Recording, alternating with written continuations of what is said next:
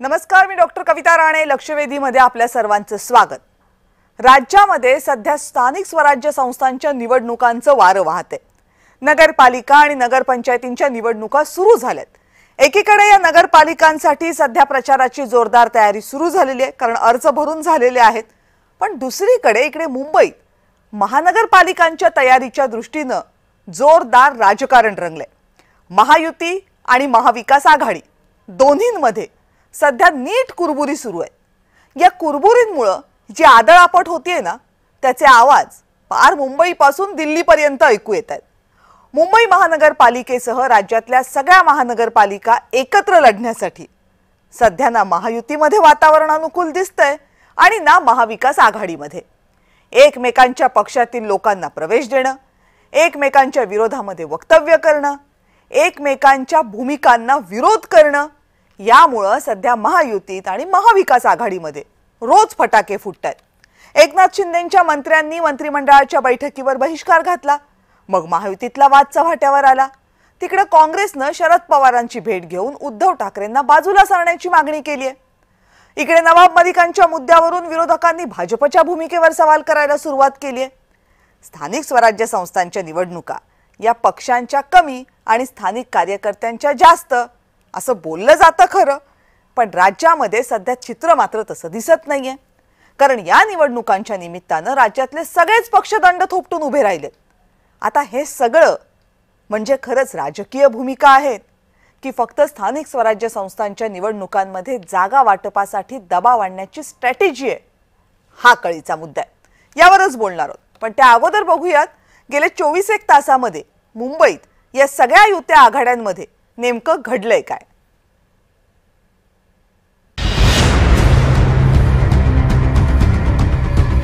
एकनाथ शिंदे दिल्लीत जाऊन अमित शहांना भेटले.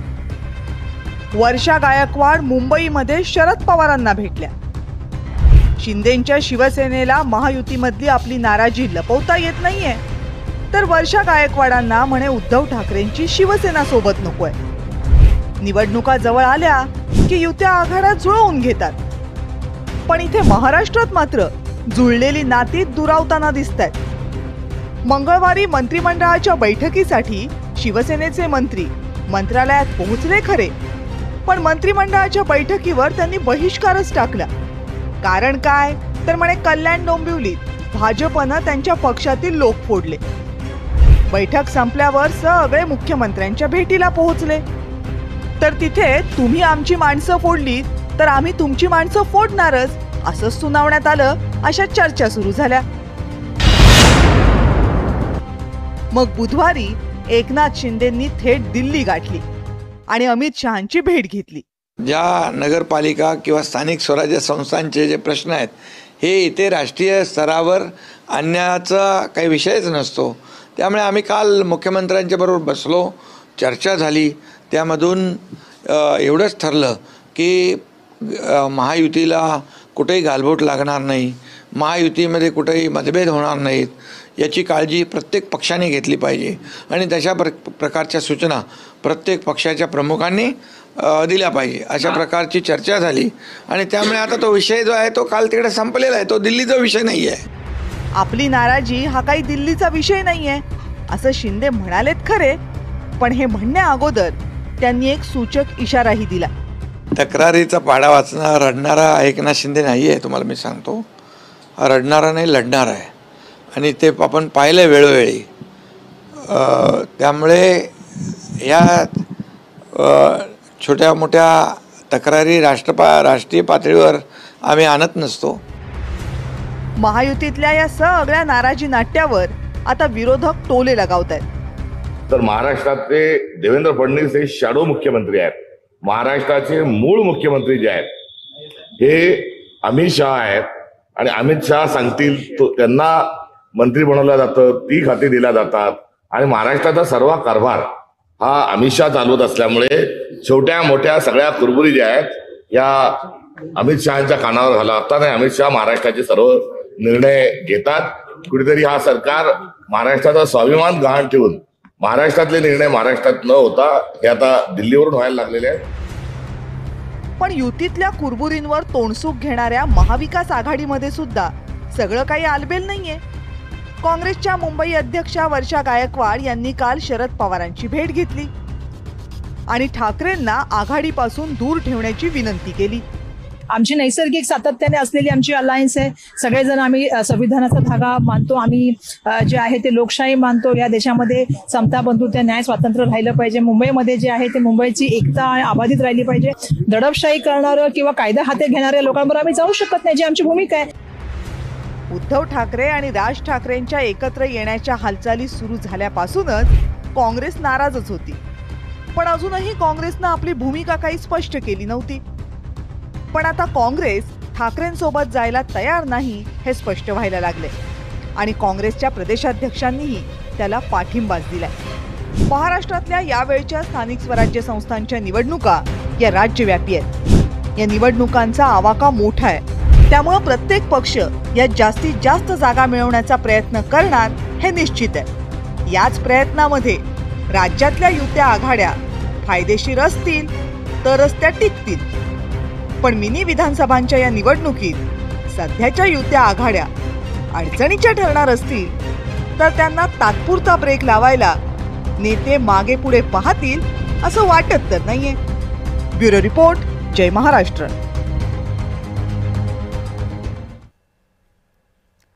त्यामुळे स्थानिक स्वराज्य संस्थांच्या निवडणुकांच्या निमित्तानं एकीकडे फॉर्म भरताना फटाके वाजतायत तर इकडे मुंबईमध्ये बाकीच्या निवडणुका घोषित होण्या अगोदरच राजकीय फटाके वाजायला सुरुवात झालेली आहे. सगळ्याबद्दल बोलायचं त्यासाठी माझ्यासोबत आहेत भाजपचे प्रवक्ते अवधूत वाघ. अवधूत सर नमस्कार. नमस्कार. शिवसेनेचे प्रवक्ते योगेश केदार आपल्यासोबत चर्चेत आहेत. योगेशजी नमस्कार. नमस्कार. काँग्रेसचे प्रवक्ते कपिल ढोके आपल्यासोबत या चर्चेमध्ये असतील काही वेळातच. मनसेचे प्रवक्ते योगेश खैरे आपल्यासोबत आहेत. योगेशजी नमस्कार, स्वागत आहे आपलं. राजकीय विश्लेषक प्रवीण पुरो आपल्यासोबत चर्चेमध्ये सहभागी होत आहेत. प्रवीण सर आपलंही स्वागत. चला योगेशजी, खरं तर मला सुरुवातच काँग्रेसपासून करायची होती पण काँग्रेसचे प्रवक्ते अजून जॉईन झालेले नाहीयेत, वेळ लागेल त्यांना थोडासा, त्यामुळे येते आता तुमच्याचकडे पहिल्यांदा.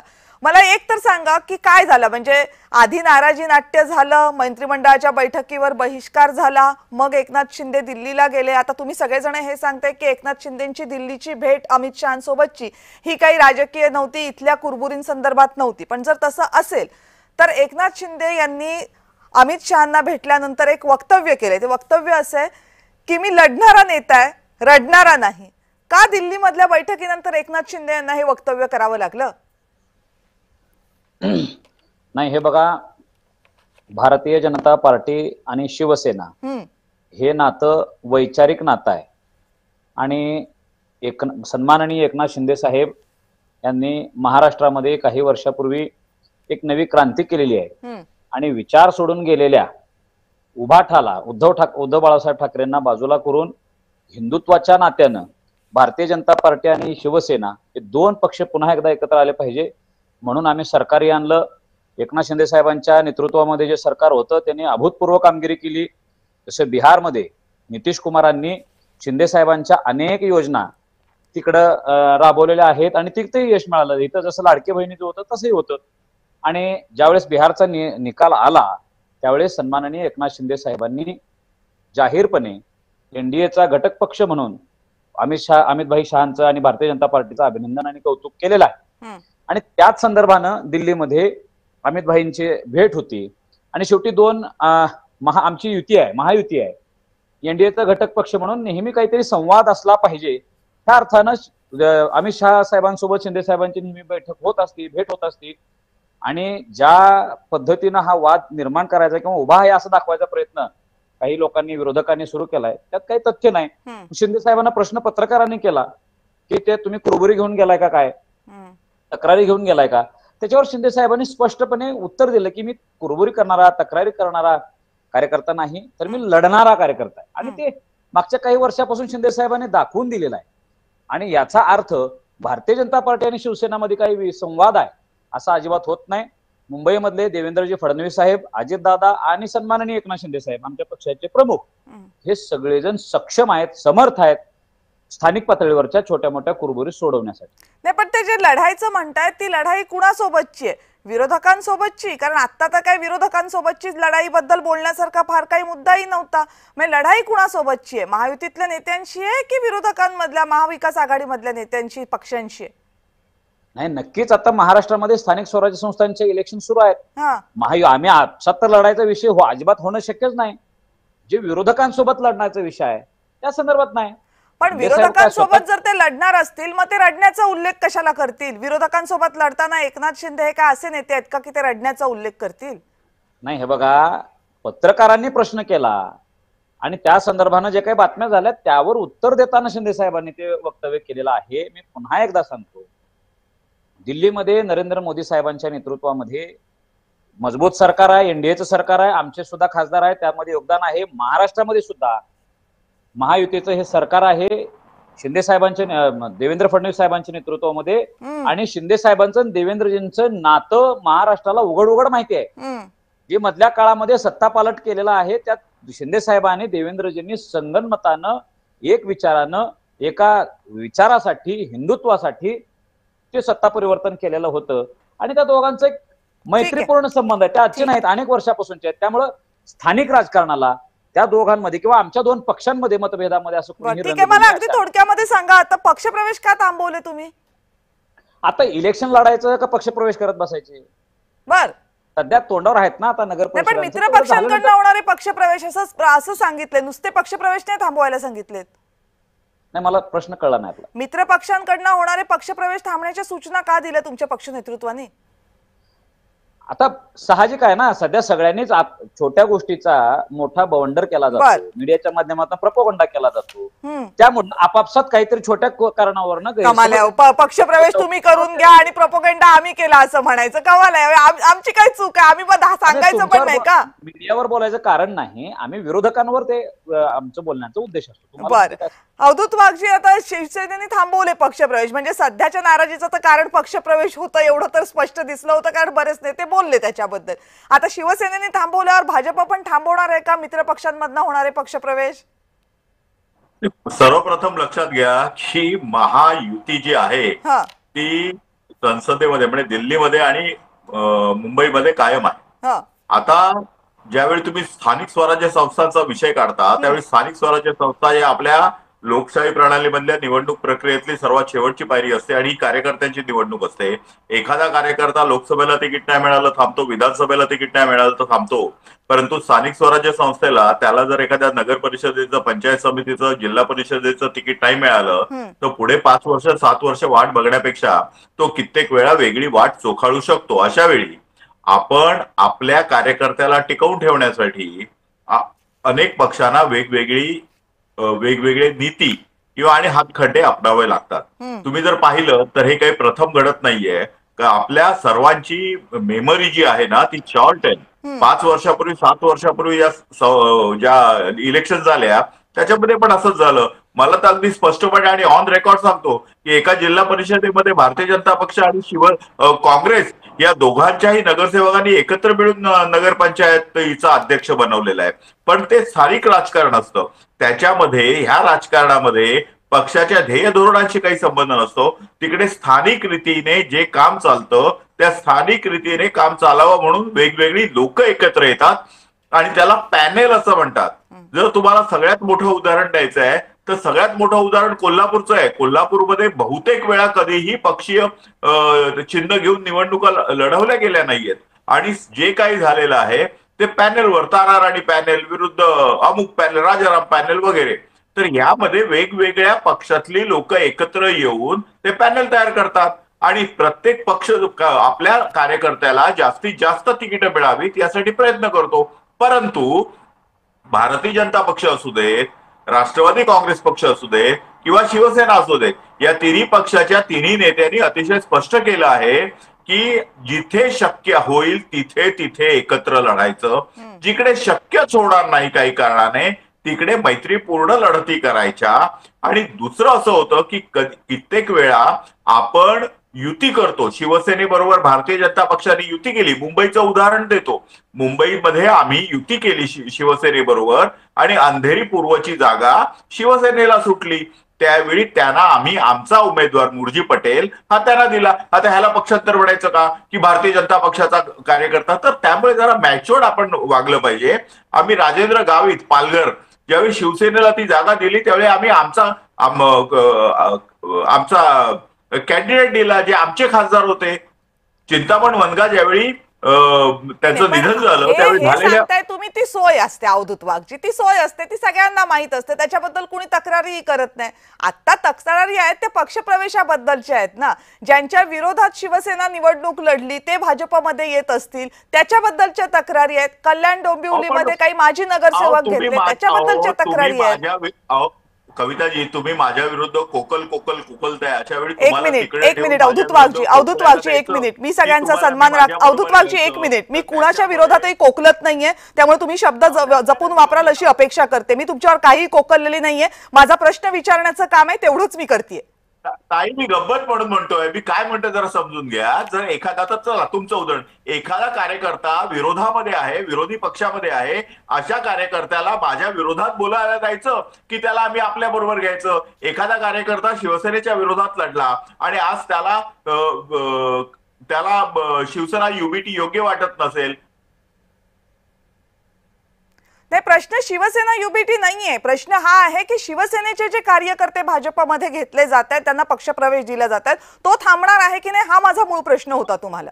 मी तुम्हाला तेच म्हणतो आहे. इथे जे कार्यकर्ते इतर पक्षातून येतात त्यांना जर आमच्या महायुतीतला एखादा पक्ष पसंत नसेल आणि दुसरा पक्ष पसंत असेल, उदाहरणार्थ एक सांगतो, भारतीय जनता पक्षाच्या विरोधामध्ये समजा एखाद्या कार्यकर्त्याने निवडणूक लढवलेली असेल विधानसभेची आणि आज तो राष्ट्रवादी शपमध्ये आहे, त्या राष्ट्रवादीच्या शपच्या कार्यकर्त्याला राष्ट्रवादी अजितदादांकडे जावंसं वाटलं तर आमचं हरकत असायचं काय कारण आहे? शेवटी तो महायुतीत येतोय ना. भले आमच्या विरोधात इलेक्शन लढवलं. अवधूतजी, माझा प्रश्न महाविकास आघाडीकडनं महायुतीमध्ये येणाऱ्या कार्यकर्त्यांचा नाहीच आहे, ते स्वाभाविकच आहे. महायुतीतले कार्यकर्ते महायुतीतल्या वेगवेगळ्या पक्षांमध्ये जातात, तिथे पक्षप्रवेश दिले जातात, त्याच्याबद्दल आहे मी. शिवसेना, शिंदेच्या शिवसेनेचे कार्यकर्ते तुमच्याकडे येत आहेत त्याच्याबद्दल बोलतेय. ते पक्षप्रवेश थांबणार आहेत का? नाही, थांबणं न थांबणं ह्याच्याबद्दल मी काहीच बोलणार नाही.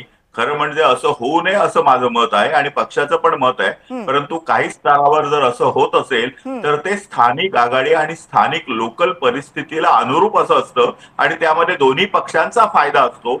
शेवटी आम्ही शिवसेना, राष्ट्रवादी काँग्रेस पार्टी आणि भाजप हे नेते असं काही करत आहोत की ज्याने संपूर्णपणे महायुतीला फायदा होईल. आमच्या नेत्यांनी सरळ सरळ सांगितलंय, काहीही करा परंतु महायुतीला जिंकवा.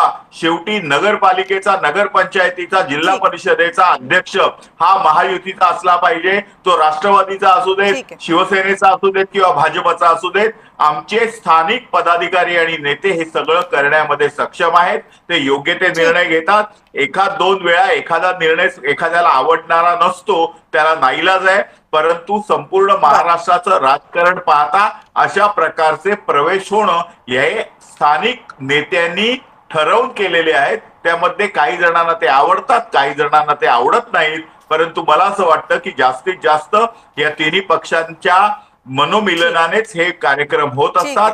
फार त्याच्याबद्दल चर्चा करण्याची गरज नाही. बरं, योगेश केदारजी, मला वाटतं तुम्हाला उत्तर मिळालं असेल. तुम्ही पक्षप्रवेश थांबवलेले आहेत पण भाजपकडनं पक्षप्रवेश थांबणार नाहीत असं स्पष्टपणे सांगितलं जातं. येईन याच्यावर मी. येते परत. ठीक आहे, येते परत मी. पण कपिल ढोकेजी, म्हणजे जेव्हा शिवसेनेचे मंत्री नाराज होते तेव्हा सगळ्यांना महाविकास आघाडी मधल्यांना बरं वाटत होतं, अगदी अग्रलेख वगैरे लिहिले जात होते. आता महाविकास आघाडीमध्ये दुसरं काय चालू आहे? एवढा काय काँग्रेसला प्रॉब्लेम झालाय ठाकरेंबद्दल? म्हणजे ज्या ठाकरेंसोबत लोकसभा लढली, ज्या ठाकरेंसोबत विधानसभा लढली, तेच ठाकरे काँग्रेसला आता महानगरपालिका निवडणुकांना, स्थानिक स्वराज्य संस्थांच्या निवडणुकांना का नको आहेत बरं? हे बघा, महाविकास, मी नेहमी सांगत असतो, पुन्हा एकदा सांगतो की महाविकास आघाडी ही महाराष्ट्र विधानसभेच्या निवडणुकांच्या संदर्भानं झाली होती. महाविकास आघाडी विधानसभेच्या निवडणुका एकत्रितपणे लढली आणि इंडिया आघाडी ही देशातल्या समीकरणांनुसार झाली होती. स्थानिक स्वराज्य संस्थांच्या निवडणुकांमध्ये आम्ही सगळे एकत्र राहू असं कोणी कुठेही सांगितलेलं नव्हतं. आता राहिली गोष्ट, आमचे प्रांताध्यक्ष माननीय हर्षवर्धन सपकाळ साहेब यांनी खुल्या मनानं पहिल्या दिवसापासून सांगितलेलं आहे की कुठे कसल्या पद्धतीनं आघाड्या करायच्या याचे अधिकार आम्ही स्थानिक पातळीवरती कार्यकर्त्यांना दिलेले आहेत. ही कार्यकर्त्यांची निवडणूक आहे. आता राहिला मुंबईतला प्रश्न. मुंबईमध्ये ज्या पद्धतीनं वातावरण चाललंय, काँग्रेस उद्धव ठाकरे साहेबांसोबत बसली त्यावेळी किमान समान कार्यक्रम ठरवून महाविकास आघाडी अस्तित्वात आली. आता किमान समान कार्यक्रम त्यांनी पाळत असेल तर आम्हाला कुठली अडचण नाही. महाविकास आघाडीत मनसेचा प्रवेश या संदर्भाने अनेक चर्चा सुरू आहेत. त्यामध्ये सुद्धा काही त्यांना त्यांच्या भूमिकेत बदल करावा लागेल, काँग्रेसला काही त्यांच्या भूमिका मान्य कराव्या लागतील. अशा पद्धतीने जर किमान समान कार्यक्रम ठरला तर निश्चितच ते एकत्रितपणे होईल.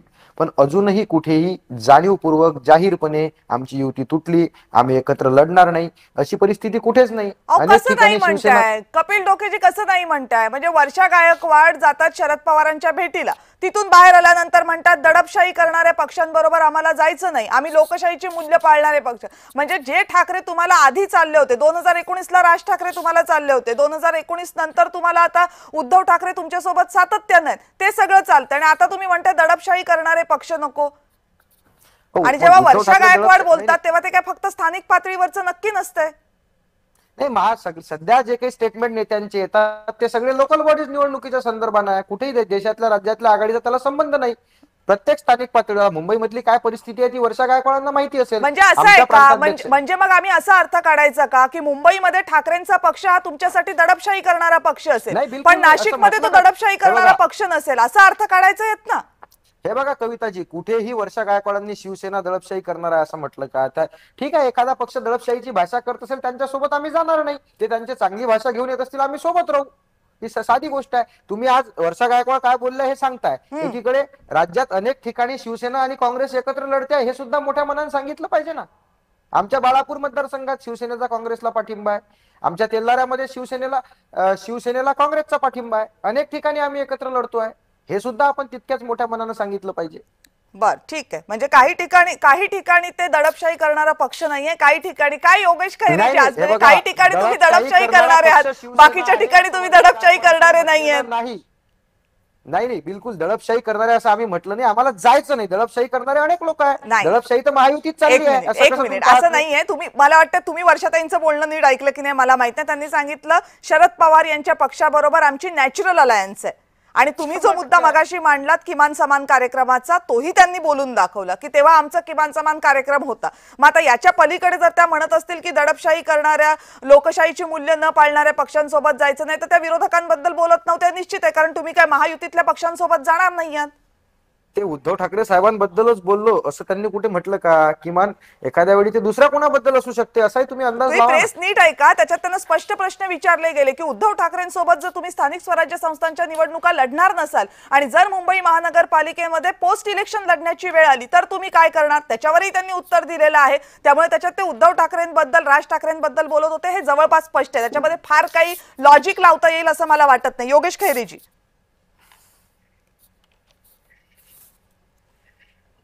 हॅलो, हा आवाज येतोय?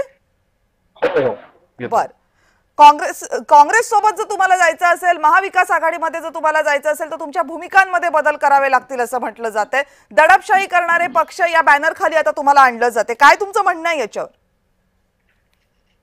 नाही, मुळात काय आहे, महाविकास आघाडी आता काँग्रेस, राष्ट्रवादी काँग्रेस, शरदचंद्र पवार आणि शिवसेना उद्धव बाळासाहेब ठाकरे या पक्षांची ही महाविकास आघाडी आहे.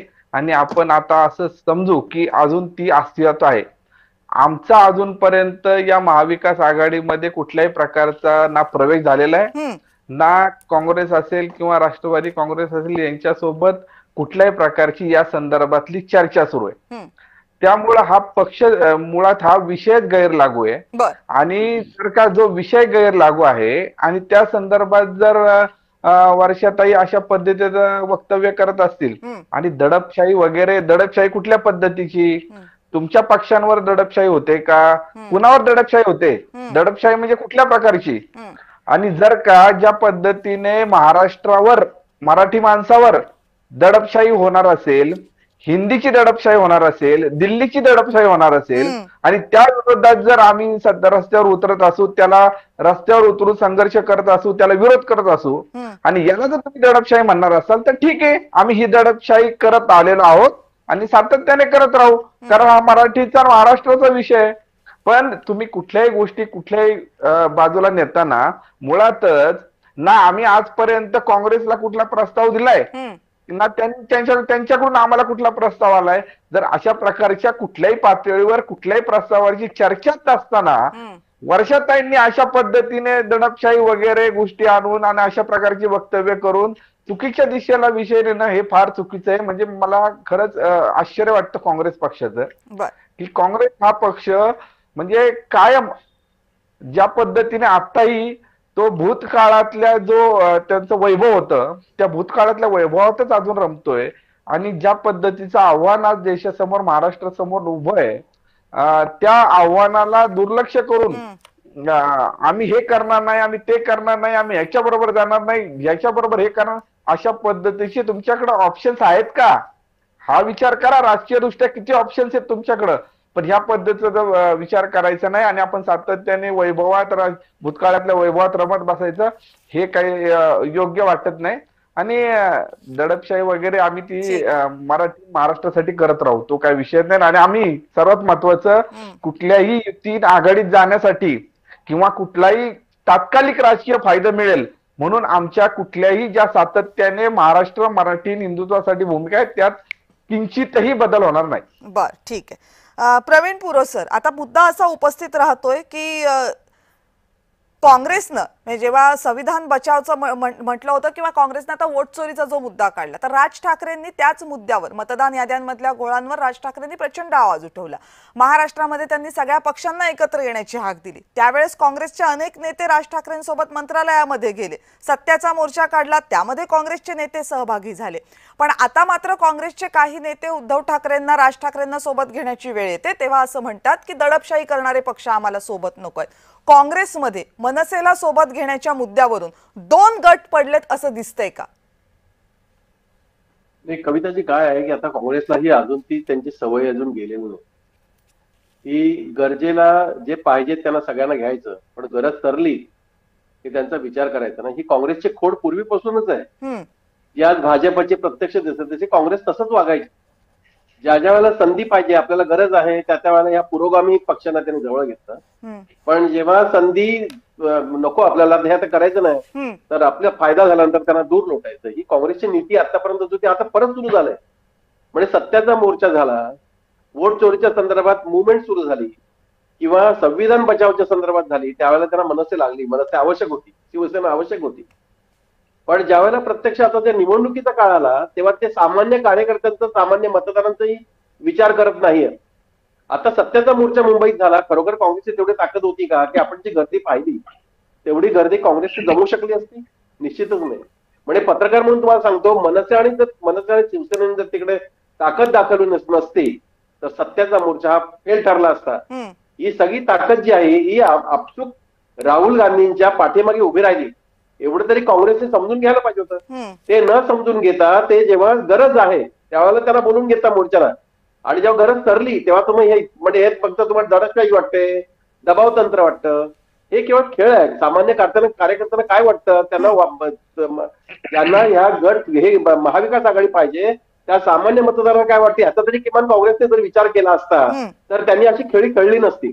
अजून महानगरपालिकेच्या निवडणुका पुढेच आहेत, पण महानगरपालिकेच्या निवडणुकीच्या निमित्तानं हा खेळ सुरू करून मनसे नको, उभाटा नको अशा पद्धतीने खेळ सुरू करून त्यांनी महाराष्ट्रावर विचका करायला सुरुवात केली. म्हणजे आता लक्षात घ्या, एकीकडे प्रचंड ताकदीने भारतीय जनता पक्ष या सगळ्या निवडणुकीला सामोरं जातोय, प्रचंड शक्ती वापरतोय, प्रचंड ताकद वापरत असताना निश्चित पडलेला काँग्रेस पक्ष यांनी इतरांना बरोबर घेण्याच्या ऐवजी मुंबई ठाण्यापासून त्यांनी ही आग लावायला सुरुवात केली आहे.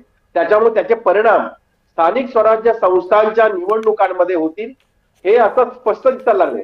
अनेक ठिकाणी मनसेवाले सांगायला लागले जर मुंबईमध्ये याच्यामध्ये काँग्रेसमध्ये दोन गट दिसत आहेत का?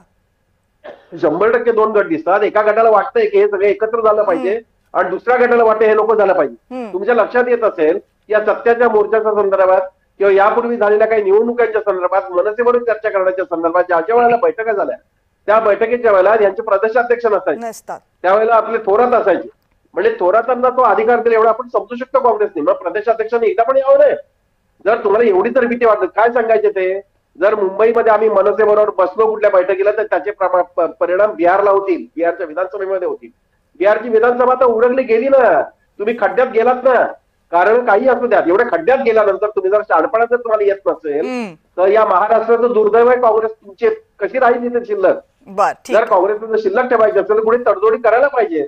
थोडे तुम्ही जेव्हा तुम्हाला एक गरज होती त्यावेळेला शिवसेनेला लोकसभेच्या बरोबर घेतलं ना, सर्वाधिक मतं घेतलीत ना तुम्ही.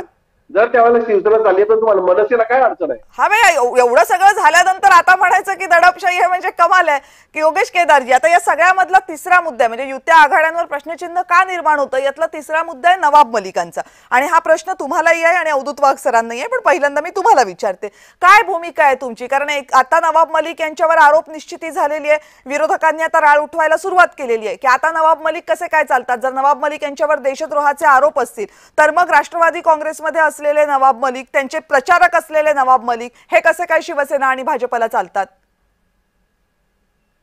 हे बघा, सध्या भारतीय जनता पार्टी, शिवसेना आणि राष्ट्रवादी अजितदादांच्या सोबत असलेली त्यामध्ये युती आहे, महायुती आहे आमची.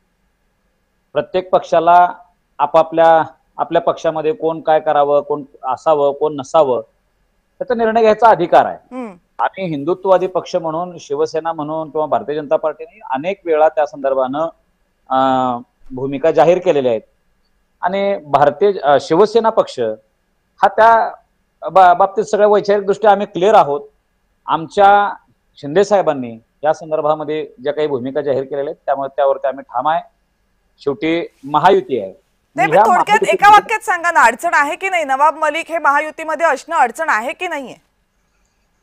हे बघा, ते आहे किंवा नाही अडचण हे बोलण्या इतपत अधिकार माझ्याकडे नाही. या संदर्भामध्ये आमचे मुख्य नेते एकनाथ शिंदे साहेब भूमिका ज्या वेळेस जाहीर करतील त्यावेळेस आम्ही त्या संदर्भानं बोलू. पण एक वैचारिक एक पक्ष म्हणून आमचा नेहमीच अशा प्रवृत्तीनं विरोध राहिलेला होता, आहे आणि पुढे राहील. खरं तर शिवसैनिक अशी भूमिका घेताना कधी आढळले नाही की देशद्रोहाचे आरोप करायचे आणि मग त्याच्यानंतर त्या व्यक्तीला सोबत असणं किंवा नसणं याच्यावर पक्ष नेतृत्व निर्णय घेईल. ही शिवसेनेची स्टाईल नाहीये योगेश केदारजी. एनिवेज अवधूत सर, ज्यावेळी महायुती ठरली, महायुती झाली आणि शिंदे साहेब आणि भारतीय जनता पक्ष, फडणवीस साहेब यांनी ज्यावेळी या महाराष्ट्रावर म्हणजे शिंदे साहेबांच्या नेतृत्वाखाली सरकार स्थापन केलं त्यावेळी अशी कुठलीही परिस्थिती नव्हती. त्यानंतर साधारण 1 वर्षानंतर अजितदादा यांनी हे ज्यावेळी युतीमध्ये सामील झाले त्यावेळी भारतीय जनता पक्षाने आपली भूमिका स्पष्ट केली आणि नवाब मलिक यांना मंत्रिमंडळामध्ये आम्ही घेऊ शकणार नाही अशी क्लिअर कट भूमिका घेतली. प्रश्न असा आहे की आदरणीय अजितदादा, आदरणीय एकनाथजी आणि आदरणीय देवेंद्रजी ह्या 3 नेत्यांनी त्यांच्या 3 पक्षांबरोबर केलेली आहे. प्रत्येक पक्षामध्ये एखाद दुसरा, याला भारतीय जनता पक्ष पण अपवाद असू शकणार नाही कदाचित, एखाद दुसरा माणूस असा असतो की तो असतो पक्षामध्ये नवाब मलिक, तर त्याचं काय करायचं हे त्या पक्षाचा अधिकार आहे. भारतीय जनता पक्ष हे सांगू शकत नाही, पक्ष म्हणूनही सांगू शकत नाही की त्यांना तुमच्या पक्षातनं काढा. परंतु ह्या महाराष्ट्राचा मुख्यमंत्री म्हणून देवेंद्रजी डेफिनेटली सांगू शकतात की ह्या माणसाला आम्ही माझ्या मंत्रिमंडळामध्ये मी घेणार नाही. तर ते आम्ही आमचं कर्तव्य जेवढं आहे तेवढं पार पाडलं. बाकी नवाब मलिकांना आपल्या पक्षात ठेवायचं की नाही ठेवायचं, त्यांची अडचण आहे की नाही, हे माननीय अजितदादांनी आणि राष्ट्रवादी काँग्रेसने ठरवावं. आम्हाला काही त्याचं घेणं देणं नाहीये. आमची युती राष्ट्रवादी काँग्रेस पक्षाचे नेते अजितदादा आणि राष्ट्रवादी काँग्रेस पक्षाबरोबर आहे. आम्ही प्रत्येक राष्ट्रवादी मधल्या नेत्याचं जर कॅरेक्टर सर्टिफिकेट तपासायला लागलो तर मग थोडी तशी अडचण निर्माण होऊ शकते. नाही, हा काय प्रश्न संजय राठोडांबद्दलचा नाही विचारत आहे आम्ही, नवाब मलिकांबद्दल बोलतोय ज्यांच्यावर भाजपनं देशद्रोहाचे आरोप केले होते. ते आरोप होते तिथपर्यंत ठीक होतं. काल त्या आरोपांवर निश्चिती झालेली आहे कायद्याच्या प्रोसेसनुसार. आता नवाब मलिक हे महायुतीला आपल्यासोबत चालणार आहे का? म्हणजे नवाब मलिक जेलमधनं सुटून आल्यावर त्यांच्यावर आरोप निश्चिती जेव्हा नव्हती तेव्हाच मुख्यमंत्र्यांनी जाहीरपणे पत्र लिहिलं होतं अजित पवारांना की नवाब मलिक आपल्या सोबत नको म्हणून. मला वाटतं तुम्हालाही ते आठवत असेल. आणि आता तुम्ही म्हणताय की आम्हाला हरकत नाहीये नवाब मलिक राष्ट्रवादीमध्ये असतील तर. मी असं काही म्हटलेलं नाहीये. पुन्हा don't try to put your words in my mouth. I said that Bharatiya Janata पक्ष यांची युती राष्ट्रवादी काँग्रेस पक्षाबरोबर आहे, अजितदादांच्या नेतृत्वाखालील राष्ट्रवादी काँग्रेस पक्षाबरोबर आहे. त्यामुळे राष्ट्रवादी काँग्रेस पक्षामध्ये कोण असावं आणि कोण नसावं याचा भारतीय जनता पक्षाशी काही संबंध नाही. परंतु सरकारमध्ये नवाब मलिक यांना स्थान नाही. माननीय मुख्यमंत्र्यांनी 2 वर्षापूर्वी जाहीर केलेली भूमिका आजही कायम आहे आणि आम्ही भारतीय जनता पक्ष कुठच्याही परिस्थितीमध्ये नवाब मलिक यांना मंत्रिमंडळामध्ये घेणार नाही. तुम्ही जे आरोप निश्चित मी तुम्हाला माझे शब्द देतच नाही. मी तुम्हाला अवधूतजी, मी तुम्हाला एवढंच विचारते की जर ही तुमची भूमिका असेल तर मग त्या पत्राचं काय? जेव्हा नवाब मलिक जेलमधनं सुटून आले होते त्यावेळेस जे पत्र आलं होतं आणि नवाब मलिक हे तो आपल्यासोबत नकोत असं जे मुख्यमंत्र्यांनी म्हटलं होतं ते काय होतं? मग ती भूमिका खरी होती की आता तुम्ही म्हणताय ती भूमिका खरी आहे? ते पत्र जर तुम्ही नीट वाचलं तर त्या पत्रामध्ये असं म्हटलंय की नवाब मलिक मंत्रिमंडळात नको अशी ती भूमिका होती. नाही, नवाब मलिकांचा आणि मंत्रिमंडळात असण्याचा तेव्हा काही संबंधच नव्हता, कारण ते नुकते फक्त जेलमधनं सुटून आले होते. अजितदादा आले होते. अजितदादाच्या 10 मंत्र्यांना शपथ देण्याचा कार्यक्रम नाही, ठरलं होतं. अजितदादांची 10 जण विधिमंडळाचं अधिवेशन सुरू होतं तेव्हा नवाब मलिक जेलमधनं बाहेर आले होते. ते अधिवेशनात आल्यानंतर जेव्हा सत्ताधाऱ्यांच्या बाकावर बसले तिथे हा प्रश्न उपस्थित झाला होता याचा, आणि तोपर्यंत मंत्रिमंडळ स्थापन झालं होतं. कविताजी, कुठच्या बाकावर बसायचा हा कधीही मुख्यमंत्र्याचा अधिकार नसतो. तो विधानसभेच्या अध्यक्षाचा अधिकार असतो. प्रत्येक जण आपण किती वर्ष निवडून येतोय, किती टर्म निवडून येतोय याच्यावरनं त्यांची सिनियरिटी ठरते. आणि त्या माणसाला जर वाटत असेल की विरोधामध्ये बसावं किंवा सत्तारूढ पक्षामध्ये बसावं किंवा न्यूट्रल बसावं, हा तो त्या विधानसभेच्या अध्यक्षाला सांगतो आणि त्याप्रमाणे सीटची अरेंजमेंट होते. बरं, म्हणजे थोडक्यात असं आहे ना तुमच्या उत्तराचा सारांश की नवाब मलिक जर राष्ट्रवादी काँग्रेसमध्ये असतील, राष्ट्रवादी काँग्रेस ही महायुतीचा भाग असेल तर भाजपला नवाब मलिक राष्ट्रवादी काँग्रेसमध्ये असण्याबद्दल आक्षेप नाही. आता नवाब मलिक आहेतच ना राष्ट्रवादी काँग्रेसमध्ये आणि राष्ट्रवादी काँग्रेस बरोबर आम्ही सरकार चालवतो. म्हणजे नवाब मलिकांचा राष्ट्रवादी काँग्रेसमध्ये असण्याबद्दल तुम्हाला काही आक्षेप नाहीये काय? त्याच्या आमचा पक्षच नाही तो. तुम्ही कुठच्या पक्षात जावं, तुम्हाला कुठच्या पक्षाने घ्यावं, आम्हाला काय करायचंय? तुम्ही एमआय मध्ये जा, मला काय घेणं देणं आहे? बरं, याच्या नाही ते सत्तेत तुमच्या सोबत आहेत एवढं फक्त ध्यानात असू देत इतकंच माझं म्हणणं आहे. ते राष्ट्रवादी काँग्रेस पक्षासोबत आहेत. राष्ट्रवादी काँग्रेस पक्ष आमच्या सोबत आहे. ठीक आहे. नवाब मलिक म्हणजे आता विरोधकांनी काही याच्यावर बोलण्याची गरजच नाही. खरं तर शिवसेनेचे प्रवक्ते इथे असायला हवे होते. अखिल चित्रेंनी या चर्चेमध्ये आतापर्यंत सहभागी होणं अपेक्षित होतं. अखिल चित्रे आले नाहीत, नाही तर कारण त्यांच्या पक्षाने उपस्थित केलेला हा प्रश्न होता, आपण त्यांना विचारू शकलो असतो.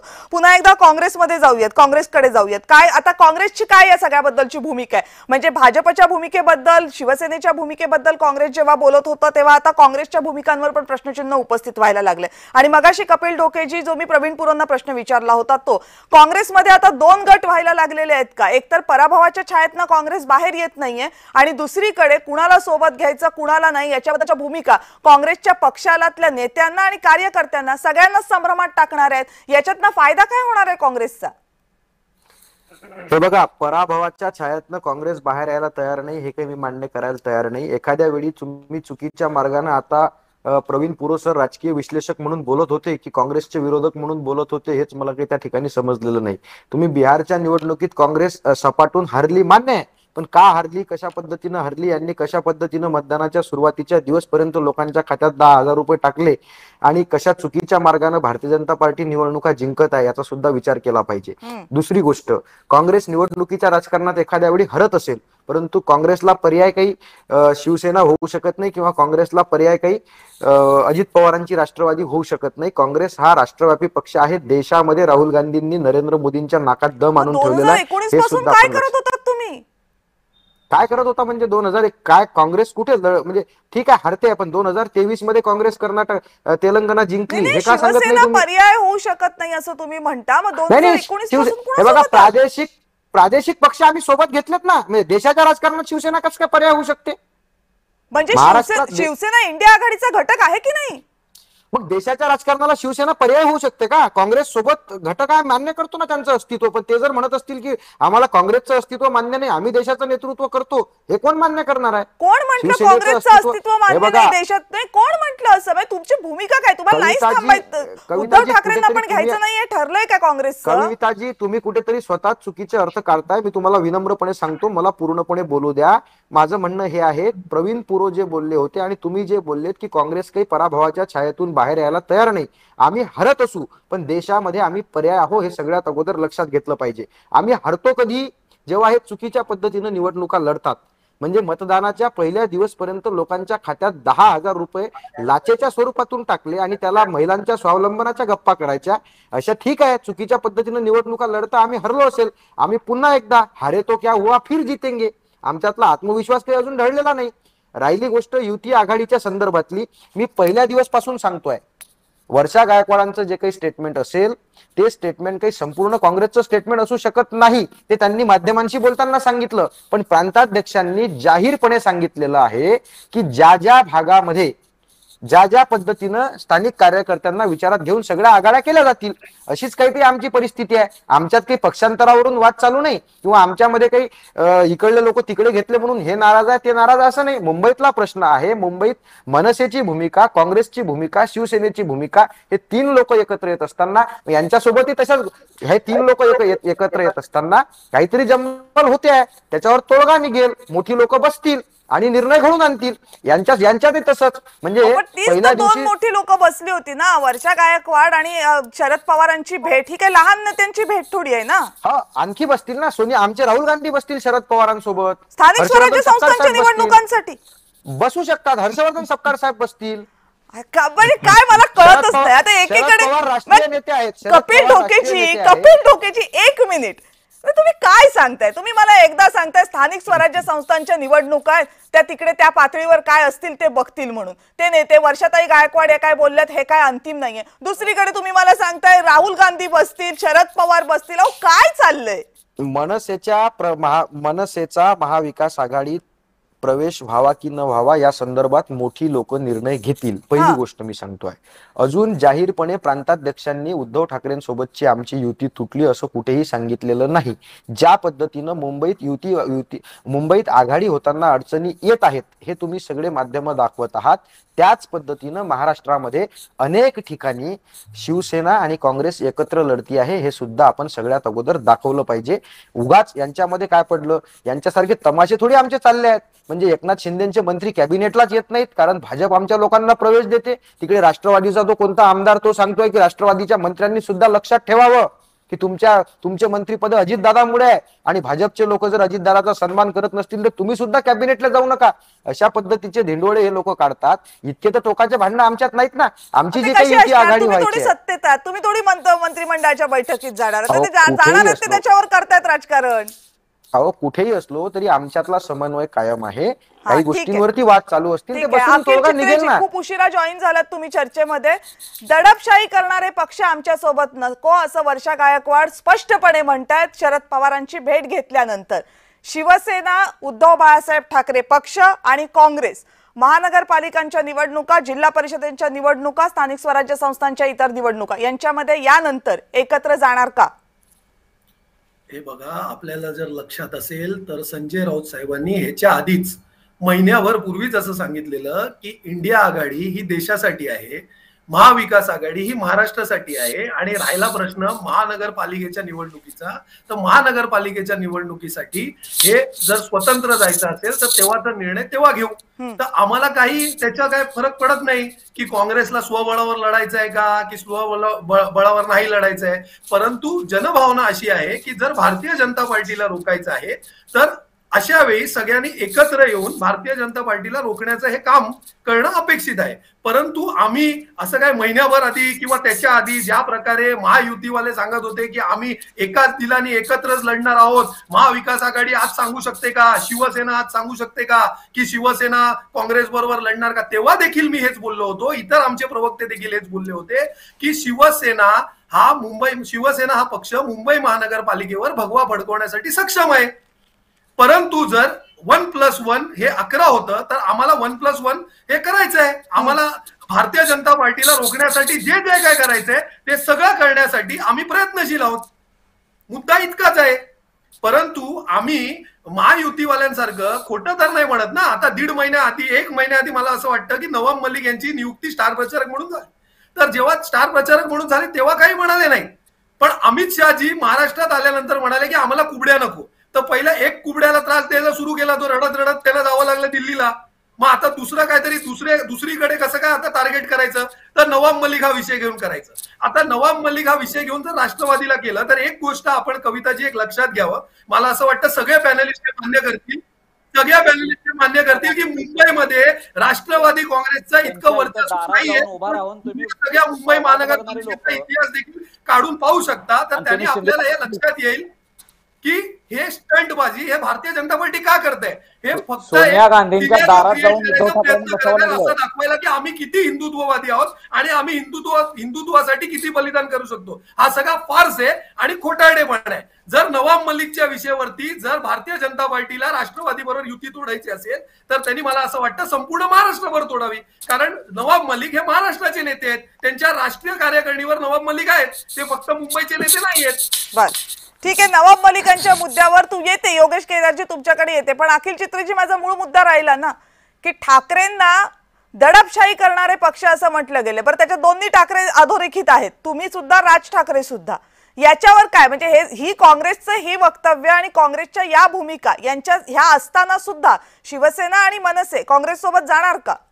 हे बघा, मनसेचं उत्तर मला असं वाटतं मनसेचे प्रवक्ते माझे मित्र योगेशजी तिथे आहेत, ते नक्कीच देतील. राहिला प्रश्न, आपण प्रश्नात जरा गल्लत करत आहात. त्यांनी दडपशाहीबद्दल म्हटलेलं आहे, पण आपण नीट लक्षात घ्यावं, त्यांनी म्हणताना ते मनसेबाबत म्हटलेलं आहे ते देखील चुकीचं आहे. त्याचं कारण असं मी सांगतो की 2019ला मला असं वाटतं की काँग्रेसच्या व्यासपीठावर सन्माननीय राजसाहेब ठाकरे होते. आता देखील वोट चोरीच्या विरोधात जो मोर्चा निघाला तिथे देखील सन्माननीय राजसाहेब ठाकरे होते. आणि आता जसे माझे मित्र कपिलजी म्हणालेले आहेत की आत्ताच त्यांनी तुमच्या ऑन एअर चॅनलवर सांगितलंय की ते वर्षा गायकवाड यांचा वैयक्तिक जे काय मत असेल, काँग्रेसने अजून त्यांचा निर्णय त्याच्यावर वरच्या पातळीवरती त्यांचे निर्णय घेतील आणि त्याच्यावरती निर्णय झाला नाही झाला, पण आम्ही तर ह्याच्या आधीपासूनच सांगितलंय की आम्ही तर स्वबळासाठी तयार आहोत. मुंबई महानगरपालिकेवर भगवा फडकवण्यासाठी शिवसेना हे सक्षम आहे. पण वर्षा गायकवाड यांचं जर हे वैयक्तिक मत असेल तर कपिलजी तुमच्या पक्षाकडनं अजून कोणी सांगितलेलं नाहीये की वर्षा गायकवाड बोलल्यात ही काय पक्षाची भूमी, म्हणजे मुंबई अध्यक्ष बोलतात काहीतरी, खासदार बोलतात काहीतरी, हे वैयक्तिक भूमिका मांडायची म्हणजे कमाल आहे. अखिल चित्रेंनी त्याला सपोर्ट केला म्हणजे तर काय आता प्रश्नच शिल्लक राहिला नाही तुमच्यासाठी. मग आता योगेशजी तुम्हीच एकटे आहात फक्त याच्यामध्ये. मला विचारलं का? हा, कारण अखिलजींचं मी म्हणणं आहे की दडपशाही आमच्यासाठी बोललेलेच नाहीयेत ते. योगेश नाही मी मागाशीच या संदर्भातलं उत्तर दिलंय की दडपशाही म्हणजे कसली दडपशाही? काँग्रेसवर कुणी दडपशाही केली? कुठल्या पक्षाने केली? बरं, त्यांचा जर अर्थ बोलण्याचा असा असेल की आम्ही दडपशाही कुठं महाराष्ट्रात करतो का? बरं, महाराष्ट्रात करत असो तर कशासाठी करतो? मी सांगितलं ना, जर दिल्लीतून हिंदीची दडपशाही होणार असेल महाराष्ट्रावर, मराठी माणसावर दडपशाही होणार असेल आणि त्यासाठी जर आम्ही संघर्ष करणार असू. असं आहे की मराठीच्या मुद्द्यावर जो तुमची भूमिका होती ती शिवसेना ठाकरे गटाची भूमिका होती, मग दडपशाही फक्त राज ठाकरेंचाच पक्ष करतो का? आता ह्याचं उत्तर अखिल चित्रे देतील, पण जर का त्या वर्षाताई ह्या दोन्ही पक्षांना उद्देशून जर म्हटल्या असतील तर मी आता जर ते अखिल चित्रे उत्तर देतील, पण माझं म्हणणं असं आहे की जर का ते शिवसेनेला पण उद्देशून म्हटले असतील मग ही दडपशाही त्यांना आतापर्यंत दिसली नाही का? विधानसभेमध्ये लढताना दिसली नाही का? लोकसभेमध्ये लढताना दिसली नाही का? मग ही दडपशाही तुम्हाला स्थानिक स्वराज्य संस्थांमध्ये आल्यानंतर का दिसते? मी मगाशी ज्या पद्धतीने सांगितलं ना की काँग्रेस जोपर्यंत आपल्या भूतकाळातल्या वैभवशाली स्वप्नांमधनं बाहेर येत नाही आणि वास्तवता मान्य करत नाही आणि समोर असणारा जे राजकीय पक्षांविरोधात कसं लढायचं याबाबत त्यांच्या पक्षातच स्ट्रॅटेजी तयार होत नाही आणि त्यांची नेते जर वैयक्तिक मतं म्हणून जर माध्यमांमध्ये मांडत असतील तर हा काँग्रेसचा अंतर्गत प्रश्न आहे आणि त्याचा त्यांनी निर्णय घ्यावा. बरं, तुमच्या योगेशजी तुमच्याकडे येते, पण त्या अगोदर प्रवीण सर या सगळ्या गोंधळाबद्दल, म्हणजे हा गोंधळ काय असतो? हा गोंधळ फक्त वैचारिक दिसतोय? हा गोंधळ फक्त स्ट्रॅटेजी आहे की जागा वाटप करताना आपापली ताकद नीट दिसली पाहिजे याच्यासाठी जनरली जी स्ट्रॅटेजी राबवली जाते, जी टॅक्टिक राबवली जाते तेवढंच म्हणून याच्याकडे बघायचंय? नाही कविताजी, याच्यात ना पक्षीय स्वार्थ प्रचंड दडलेला आहे. एक दोन गोष्टी तुमच्या समोर मी स्पष्ट करायला मागतोय. आज दुपारी निलेश राणेंची प्रेस कॉन्फरन्स झाली आणि कोकणामध्ये आमची युती का तुटली या संदर्भात त्यांनी वक्तव्य केलं. ते वक्तव्य असं होतं की नारायण राणेंची जी ताकद आहे कोकणामध्ये, ती ताकद पक्षातल्याच काही लोकांना, म्हणजे भारतीय जनता पक्षातल्याच काही लोकांना पाहावीशी नाही वाटत आणि त्याच्यामुळे इथे जर युती केली तर परत नारायण राणेंची ताकद वाढेल आणि ही ताकद वाढू नये याकरिता प्रदेशातल्या एका ज्येष्ठ नेत्याने कोकणामध्ये युती होऊ नये असा प्रयत्न केला. असे प्रयत्न अनेक ठिकाणी झाले असंही वक्तव्य त्यांनी केलं. म्हणजे निलेश राणे यांनी जेव्हा सांगितलं की पक्ष स्वार्थ जो आहे तो किती खोलपर्यंत गेलेला आहे, की जर एखादी व्यक्ती, एखादा नेता जर मोठा झाला तर ते आपल्याला अडचणीत येऊ शकते, लक्षात घेऊन ह्या प्रत्येक ठिकाणी अशा गोष्टी केल्या गेल्या. जे काँग्रेसमध्ये होते ते बीजेपी मध्ये होते, तेच शिवसेनेमध्ये होते. आता तुम्ही सांगा, जर बिहारला जाण्यासाठी उपमुख्यमंत्री अमित शहाकडे जातात आणि दुसऱ्या दिवसापासून प्रवेश बंद होतात, याचा अर्थ काय? साधी गोष्ट आहे, आपल्याला माहिती आहे. हे सगळं म्हणजे तुटण्याच्या बेतात आलं होतं आणि एवढं तुटतंय. ही परिस्थिती निर्माण झाल्यानंतर एकनाथ शिंदे बिहारला मुख्यमंत्र्यांच्या शपथविधीच्या निमित्तानं दिल्लीला जाऊ शकतात. तिथे अमित शहाच्या बरोबर त्यांची बैठक केवळ नमस्कार करण्यासाठी नव्हे, 50 मिनिटं ते अमित शहाच्या बरोबर बोलले.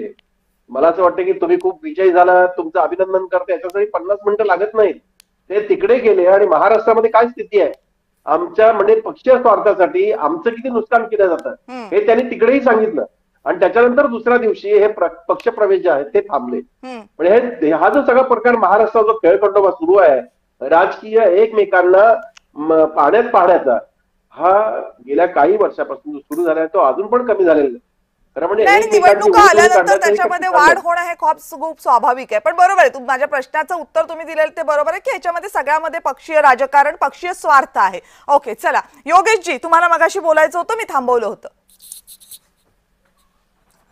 योगेश केदारजी, हा, दोन योगेश आहेत.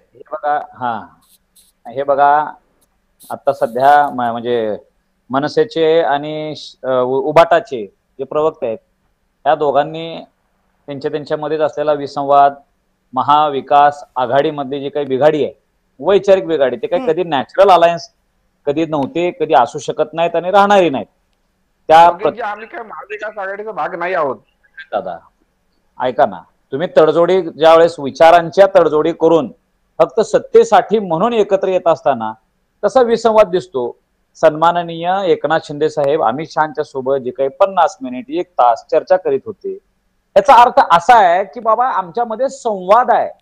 भारतीय जनता पार्टी आणि शिवसेना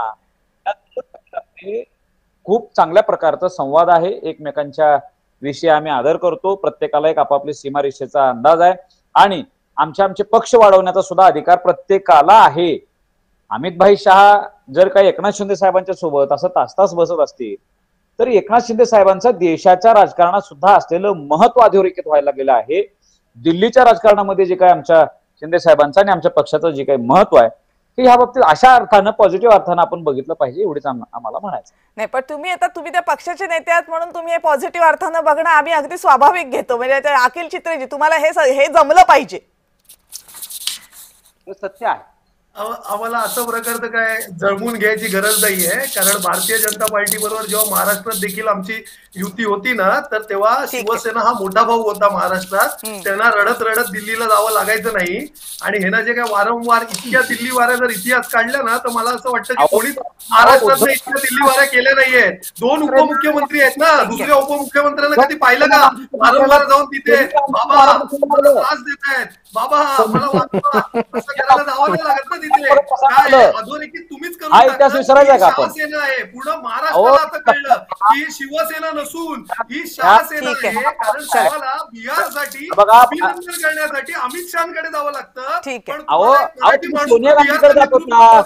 विनोद तावडे त्यांचं अभिनंदन करावं असं वाटत नाही. त्याचं कारणच असं आहे ना, त्याच्यात ते दडलेलं आहे. कारण शहासेनाच्या पक्षश्रेष्ठी योगेश केदारजी, चला योगेश केदारजी, ते दिल्लीमध्ये करावं लागतात. एक मिनिट ह्या प्रश्नाचं उत्तर द्यायचं मला. दिल्लीमध्ये करावं जावं चला लागतं. चला 1 मिनिटात वेळ संपली आहे योगेशजी, चला पटकन. काँग्रेस पक्षाला ठीक आहे, आता असतील की त्यांना बोलू दे. एवढं तुम्ही त्यांना ऐकवलं तर त्यांना बोलू तर दे. वेळ संपली. हा चला योगेशजी. उद्धव ठाकरे साहेबांना बुडत असलेला जो काही पक्ष आहे काँग्रेस पक्ष, त्यांच्या सोनिया गांधीच्या दारात जाऊन बसायची वेळ आली. त्या आदित्य ठाकरेला भेट द्यायला उद्धव ठाकरेंना भेट देत नव्हत्या सोनिया गांधी. अहो आमचा तर आम्ही स्वाभिमानाने बोलतो ना, आमचे वैचारिक युती आमचा संवाद आहे, सुसंवाद आहे. ठीक आहे चला. बाळासाहेब ठाकरे तुम्हाला बघत असताना म्हणत असतील, अरे का नालायक पोरगा जन्माला माझ्या पोटाला. योगेशजी प्लीज मी तुम्हाला पुन्हा एकदा विनंती करते की कुठल्याही नेत्याच्या बद्दल बोलताना शब्द प्लीज जपून वापरा. अशा शब्दांना आम्ही अधोरेखित करत नाही. प्लीज नो, शिव्या नाही योगेशजी नाही. तुम्ही तुमच्या पक्षाच्या नेत्यांबद्दल बोलताना जर तुम्ही सन्मानानं बोलता तर इतर पक्षाच्या नेत्यांबद्दल बोलताना सुद्धा तुम्ही जाहीर चर्चेमध्ये सन्मानानं बोलावं, इतकीच माझी अपेक्षा आहे. तुम्ही उद्धव ठाकरेंबद्दल बोला, तुम्ही राज ठाकरेंबद्दल बोला, तुम्ही सगळ्यांबद्दल बोला, पण भाषा संयमाची वापरा. कुठलीही शिवी सहन केली जाणार नाही. तुम्ही आता जो शब्द वापरला त्या शब्दाशी मी सहमत नाही. शब्द सुसभ्य शब्द होता बाळासाहेबांच्या. त्यामुळे बाळासाहेबांनी वापरलेले शब्द हे बाळासाहेबांच्या अधिकार क्षेत्रामध्ये होते. मी टीव्ही चॅनलवर चर्चा करत असताना हे शब्द एंडॉर्स करू शकत नाही. तुमच्या शब्दाशी मी सहमत नाहीये. महाराष्ट्रामध्ये सध्या महाविकास आघाडी आणि महायुतीमध्ये वेगवेगळ्या मुद्द्यांवर कुरबुरी सुरू आहेत. अर्थात या कुरबुरी स्थानिक स्वराज्य संस्थांच्या निमित्तानं आहेत. त्या कुरबुरी महाविकास आघाडी आणि महायुतीला स्थानिक स्वराज्य संस्थांपुरता ब्रेक लावू शकतात किंवा त्यांची गणितं थोड्याफार प्रमाणामध्ये वेगळी होऊ शकतात. पण याचा अर्थ यांमुळेच मोठ्या दऱ्या पडतील असं चित्र सध्या तरी दिसत नाहीये. पण एक गोष्ट मात्र नक्की आहे की महायुतीमध्ये एकनाथ शिंदे यांची नाराजी असली तरी ती सध्या शमवण्यामध्ये महायुतीला यश आलेलं आहे. दुसरीकडे काँग्रेस आणि ठाकरे बंधू यांच्यामधली दरी शमते की नाही हे अजून पुढच्या बैठकांवर निश्चित असेल. आणि याच सगळ्यावर महाराष्ट्रामधल्या स्थानिक स्वराज्य संस्थांच्या निवडणुकांची गणितं अवलंबून असतील. त्यामुळे निवडणुका जाहीर होईपर्यंत पुढच्या 2 टप्प्यांमधल्या आणि त्याचे निकाल येईपर्यंत या सगळ्याचा परिणाम नेमका काय होणार आहे मतदारांच्या मनावर याचं उत्तर आपल्याला शेवटच्या निकालाच्या दिवशीच मिळणार आहे. आपण सगळेजण या चर्चेमध्ये सहभागी झालात आणि या सगळ्या प्रश्नांची उत्तरं दिलीत त्याबद्दल आपल्या सगळ्यांचे मनापासून आभार. आणि यानंतर या विशेष चर्चेमध्ये वेळ झाली इथेच थांबण्याची. पाहत रहा जय महाराष्ट्र.